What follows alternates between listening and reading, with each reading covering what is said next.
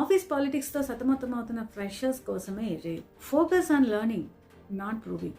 మీ first 2 years జాబ్లో మీ స్కిల్లే మీ strength.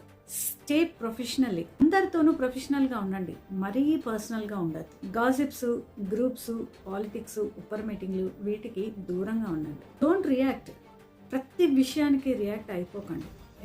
Observe and respond. ఎప్పుడైతే మీరు రెస్పాన్స్ ఇస్తారో రెస్పాన్స్లో మీ యొక్క ఆన్సర్ ఉంటుంది, ఎక్స్ప్లెనేషన్ ఉంటుంది.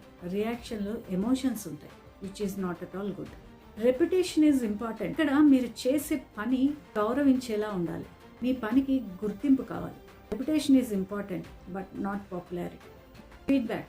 ప్రతి క్రిటిసిజంని నెగిటివ్గా తీసుకోకండి, ప్రతి క్రిటిసిజంని పాలిటిక్స్ అనుకోకండి.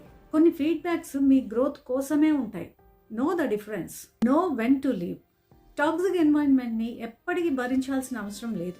నేర్చుకోండి, ఎదగండి, అవసరమైతే బెటర్ ఆపర్చునిటీని ఎంచుకోండి.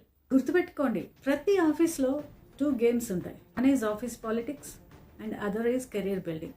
మీ శక్తినంతా మొదటి గేమ్ ఆడటానికే వృధా చేసేస్తే ఇక రెండవ గేమ్ అయిన కెరీర్ బిల్డింగ్ని మీరు శాశ్వతంగా ఓడిపోతారు.